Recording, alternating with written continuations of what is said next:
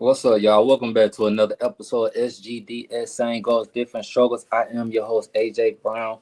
Today is episode 50, man. Welcome, everybody. If you're new to the channel, please click the subscribe button, click the like button, leave your comments. Today is the NFL review on the Atlanta Falcons. I might do a review on these sorry-ass Florida Gators, and Billy Napier needs to be fucking fired. But before I get started, man, I wanted to all my brothers and everybody that's been helping me go through it. I mean, helping me behind closed doors. I appreciate y'all and everything. I'm trying to get through my mental as best as I can. But on a positive note, y'all, we finna get into these sorry ass Falcons today. Well, I don't even want to call them sorry, bro, because it really like we showed great potential. It really is the coaches, man. Play calling to me was just terrible, bro. On both. Like, I don't want to get play calling so bad on defense. It wasn't as terrible. It just got bad in the red zone. But offense, bullshit. Straight bullshit. Zach Robinson act like a fucking high school coach some days, bro. Like, I don't understand this shit, bro. You have 2 years. You got your quarterback. We got a quarterback now. We finally got a fucking quarterback. A quarterback that we can rely on that has a strong arm. And we barely take any deep balls. Like, we didn't have no deep ball present. All this shit was just really short route. We barely target our top wide receivers and tight end. We didn't really target Drake London or Kyle Pitts like we should have. I think they should have been involved in the play calling a lot more, especially early. Like the first half, I could say they probably had 2 or 3 catches combined. Like it wasn't, or maybe 4 or 5, but it wasn't a lot. And it killed Tampa in the game to me. I also seen the rust. You could tell that them not being in preseason practicing or playing in preseason, you could tell the rust. You could tell that they really wasn't, the timing wasn't there all the way. And I know it will come, but I put that on the coach for not allowing them to play in preseason. Why? I don't fucking know. If Joe Flacco can play in preseason, I know Michael Penix Jr. can play. Not even a fucking series, bro. So to me, I'm saying, looking back at this shit, bro, like I don't believe Raheem Morris will be our coach. I don't even know if Terry Fontenot will be our GM anymore. To me, honestly, I think Terry Fontenot might be the fall man, but I don't know. I still think Rich McKay is still making calls. I think Arthur Blank is full of shit and he needs to retire and move on, man. Like a lot of these, when I watch football now, man, a lot of these offense leagues seem like the same. Like I be feeling like I'm watching college sometimes, or just like it be the same bullshit. And I seen John Gruden saying the same shit, and I thought I was just tripping. But a lot of these offense ain't like they don't be. It don't be old school ways, bro. Like this new shit sometimes be like fucking with me, cause it's like you're not really being aggressive enough. Like, and it just be like a lot of bullshit, elementary ass plays, dog. I don't know what's going on with these new offensive coordinators, these new coaches, what their mindset is. It just seems like everything is just so fucking just different now, bro. And I don't. Sometimes it's good to be different, but sometimes, man, let's get back to the basics. I don't. If you look at the stats, right? Michael Penix Jr. was 27 out of 42 attempts, a 64-3 completion, 298 yards. What is it? He had one scoring, one rushing touchdown. His longest pass was 50 yards, and I believe that was the B.J. Robinson touchdown that he had. And he also had a running touchdown. So our quarterback showed up. He actually, to be honest with you, he put on a show, bro.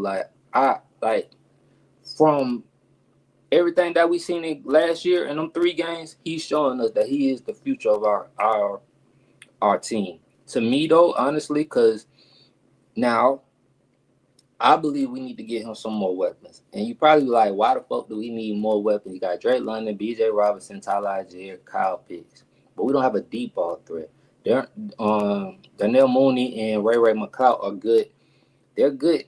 To me, we have a lot of possession wide receivers. They get possession cash. You know what I mean? Like, Darnell Mooney can get open, and he can, you know what I mean?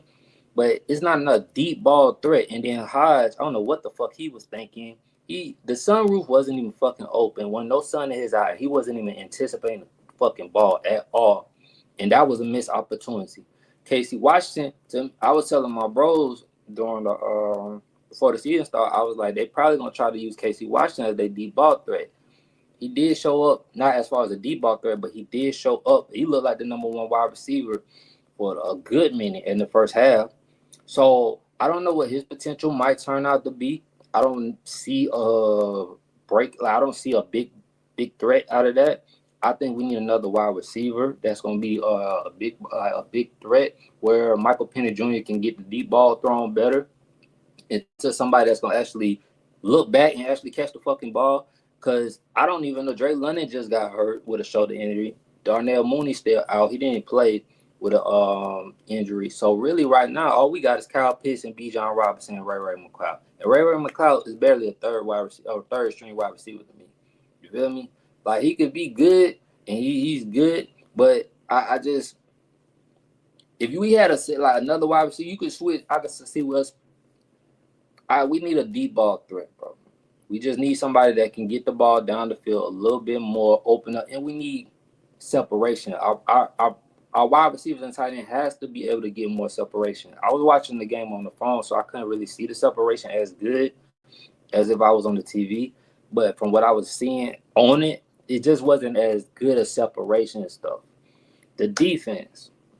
Mike Hughes got killed for giving up 2 touchdowns, and I was one of the people that killed him. I'm still going to kill him. But those 2 touchdowns, after you really watch what coverage they was in and seeing how the scheme was, that's where it comes back to understanding football. It wasn't his fault because, one, I don't know why the fuck they called a cover 2 in the middle of the red zone, and then you're relying on your blitz to get there, but we was getting rushed, but we really wasn't getting there. We only had 1 sack, and that was by Billy Bowman. So if you were going to do a blitz, I would have did a blitz with him and did another call, like different play call. I would have called a blitz for him, not Debo. I would have had Debo in the middle, and I would have kept my safeties in the back, and I didn't want nothing to go over because you see what the fuck happened. You relying on, and then Mike Hugh had deep third. So when that ball, when the rookie cut in the middle is wide fucking open. So, and we already know how Mike Hughes is, bro. I didn't see Mike Hughes don't have makeup speed where he can be out of position, and even though it wasn't even his fault, but like if somebody fuck up, that he could break on the ball. This ain't Deion, bro. This ain't Patrick Surtain. Shit, he barely even close to goddamn AJ Terrell. Feel me? So, and I ain't even a huge fan of AJ Terrell. I think his brother might be even better than him.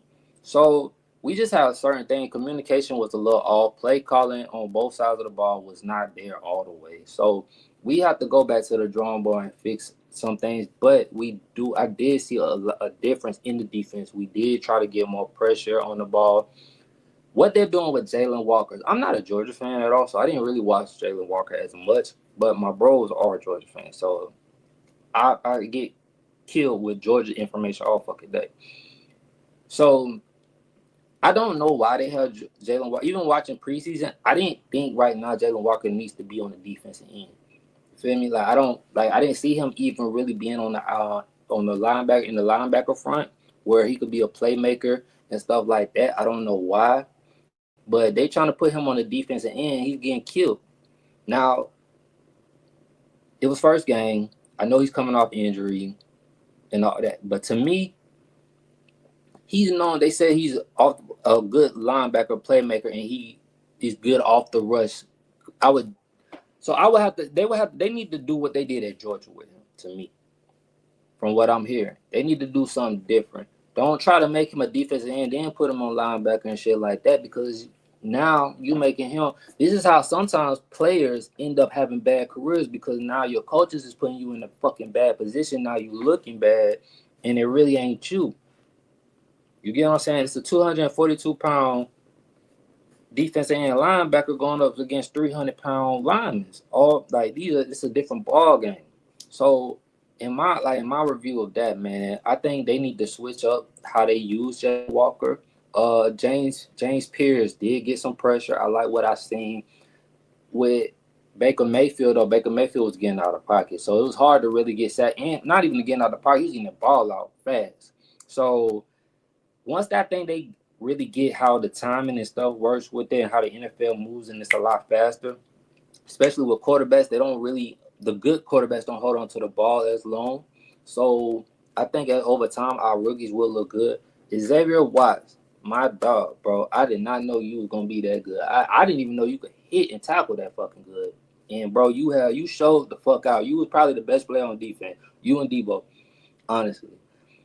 And to me, honestly, on defense, what we need to focus on, I know we signed somebody out of Carolina, a defensive tackle. I hope that he can at least stuff like we need a defensive tackle, because the run game was not like they could not stop the run at all.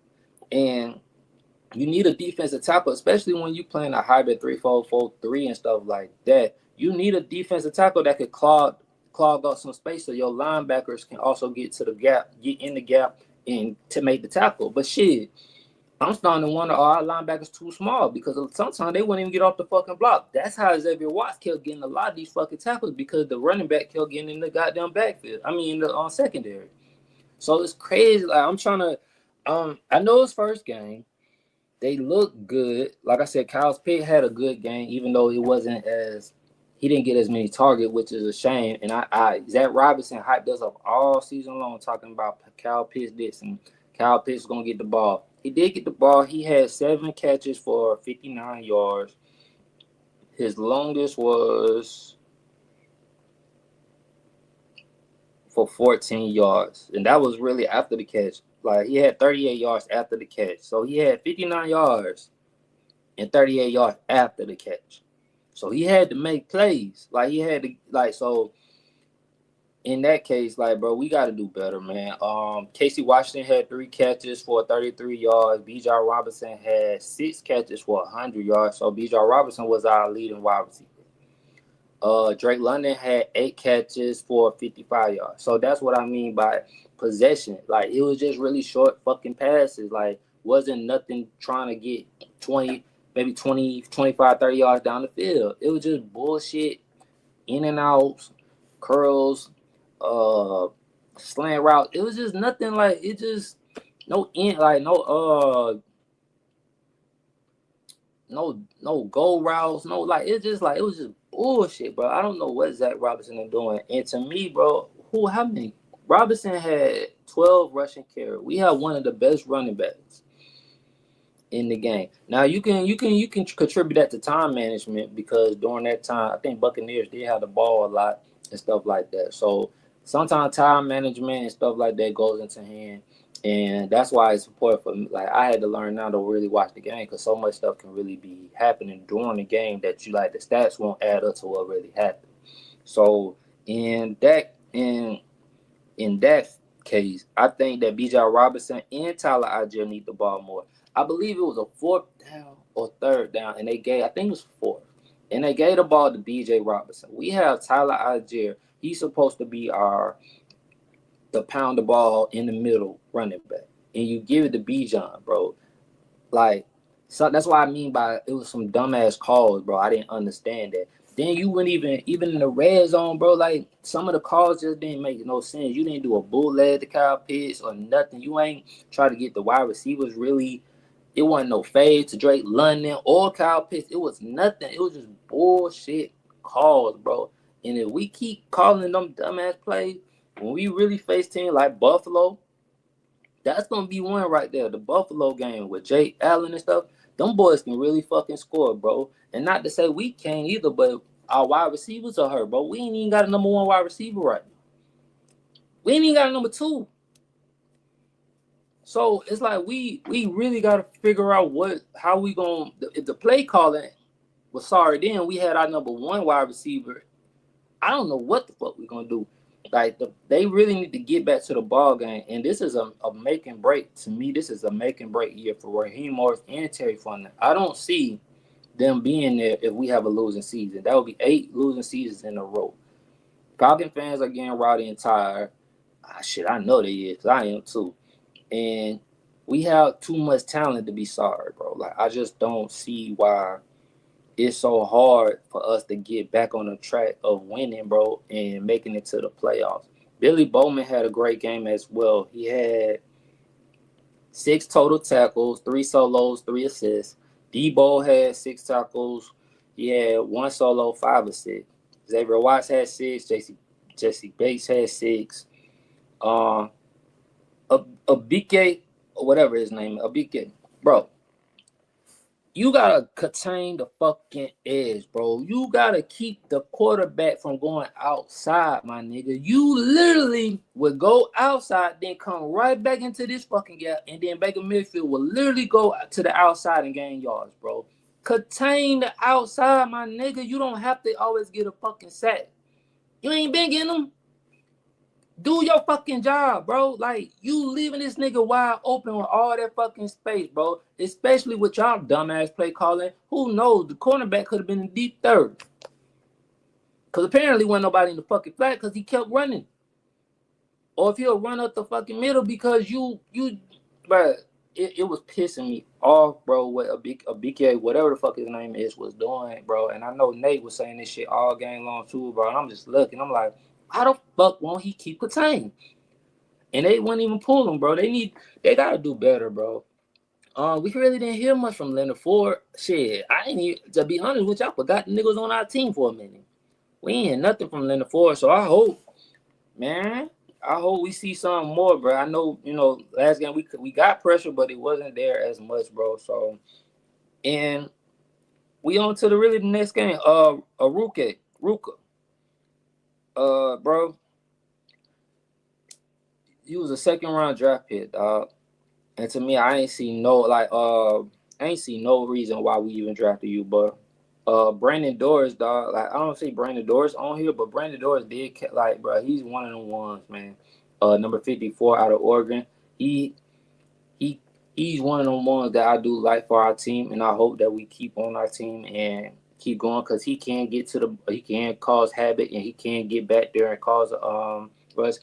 We got to do better with stopping the run. That's why I say I think his name is Samuel Robinson from the defensive tackle. I know he's on the practice squad right now. I also believe we need to move up CJ Henderson from the practice squad, because our secondary, we need extra help, bro. Especially with us going up against these teams now, like Tampa, Carolina, and these teams got 2-3 wide receivers that that can really ball. Tampa now got a rookie that can ball. Like, that boy can ball. And then they ain't even got Chris Goldman back.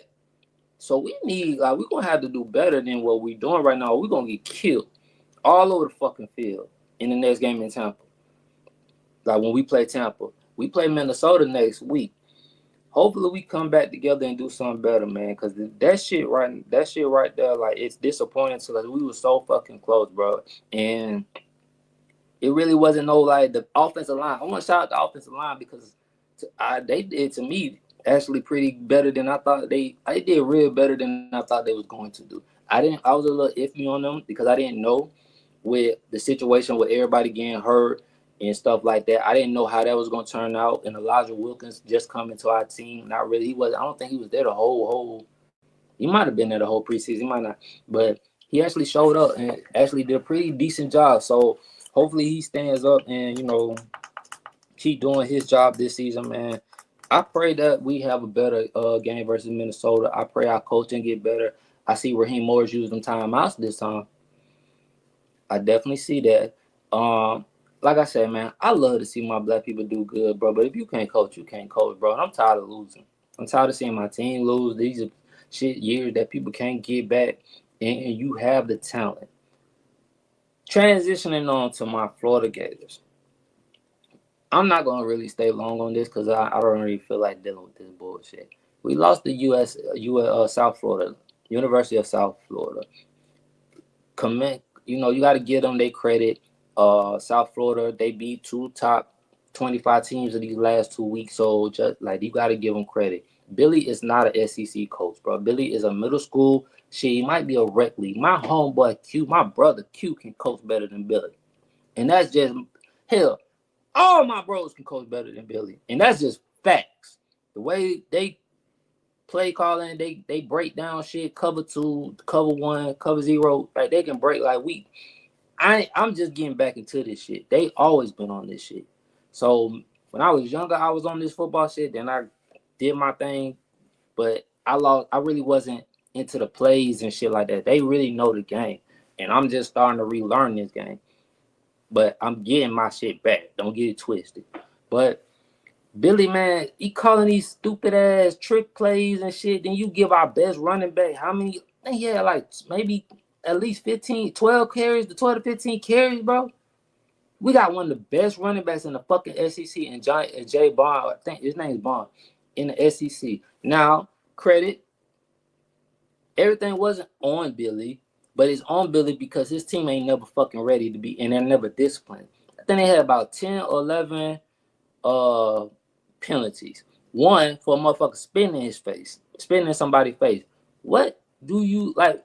What in your mind makes you want to spit on somebody, bro? And I don't know what's up with these new kids that allow that shit. Like, even that, like, I don't know, bro. I can't allow you to spit on me and just keep calm, bro. I don't even like my own spit. Do you get what I'm saying? Like, I ain't with that shit. Like I'm not with that. Like, I don't even want to see my own spit when I'm spitting. Like that's just nasty, bro. And then somebody else spitting on me. But ain't no more. But I would lose all the little. But I would lose everything I have built over that shit. And I hate to say that because that's just disrespectful. And I stand on respect, bro. I ain't finna never just spit on somebody. And that comes with not being disciplined, bro. You got silly penalty. Yeah, it's part of the game and it's part of football, but this shit is consistent. This ain't no 1, 2, 3 times. Like, this ain't just sometimes and then they get fixed. This shit is consistent with Billy. So to me, I don't think Billy was ever fit for to be an SEC coach. I'm worried about DJ Ladway. He was not accurate at all, bro. He was off. He looked terrible. Fucking terrible, bro. And I know DJ Ladway's better than that. I hate that we don't have Dallas Wilson in there, bro, because I think Dallas Wilson is the big play threat that we are really missing in that offense. Trey Wilson, that's my nigga. Vernon Brown, third. Monzel. Them boys, it's too much talent on that offense, bro. For Billy to be fucking up like this and allowing this shit, bro. He don't want to get an offensive coordinator. I don't know who the fuck he think he is, calling plays and shit, because all these shit be sorry, bro. And they said that DJ Ladway has the ability to switch out of plays. Ain't no motherfucking way somebody gonna tell me DJ Ladway switch to a throwing play and it's 2 minutes, 34 seconds left in the goddamn game. You got the ball, you got a chance to win this shit.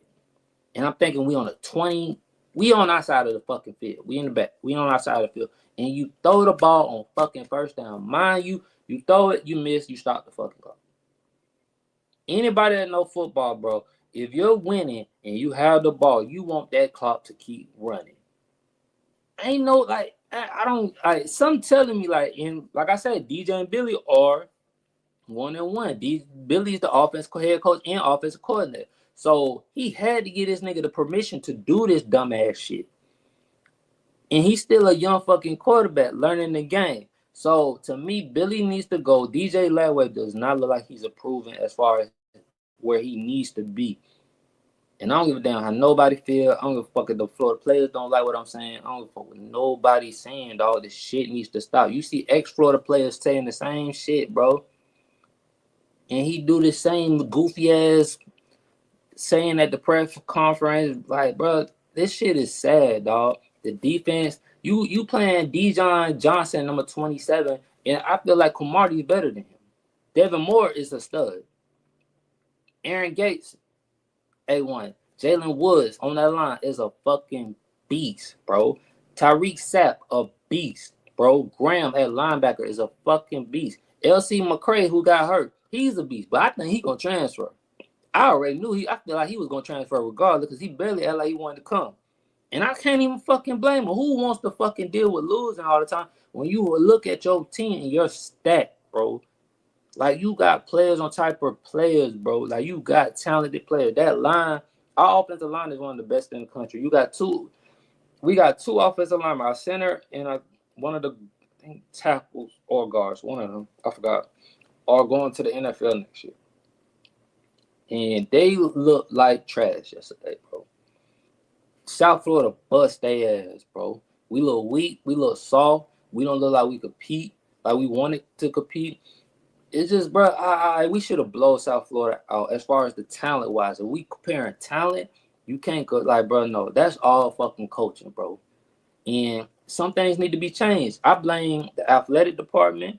Then you give the AD a fucking extension, and he the fucking reason we in this shit because he hired Billy. Matter of fact, he hired Billy. He hired Dan. Who else this motherfucker hired? I know who's after Dan. I forgot who was after Dan, but I mean before Dan, but I don't know what the fuck. The only reason he probably got that stint because of the basketball team and the other sports. Because it ain't because of football no more. It just ain't, bro. And this shit is sad, bro. I grew up a Florida fucking fan, dog. I watched the 96, the 06, and 2008 championship, bro. We got that type of talent at wide receiver, bro. Like, serious talent. And we got a good quarterback. Hell, our backup quarterback is good, bro. But when you don't have coaching that can really get you, extend you to the level that you're trying to reach, bro, it hinders you and it fucks up your game. Now you look like you can't play. I swear, every time I'm watching Atlanta and the Florida, it's just like I'm watching both at the same time. I'm just like, damn, bro. Like, I just seen this shit yesterday. And it's the same shit. I don't know what it is about football now, but that shit be fucking with me, bro. Florida got to get their shit together, bro. But I'm going to do another episode later on this week, man. I just want to do a recap on my Falcons and the Florida Gators, bro. Y'all have a good one, man. Like, comment, subscribe, man. Y'all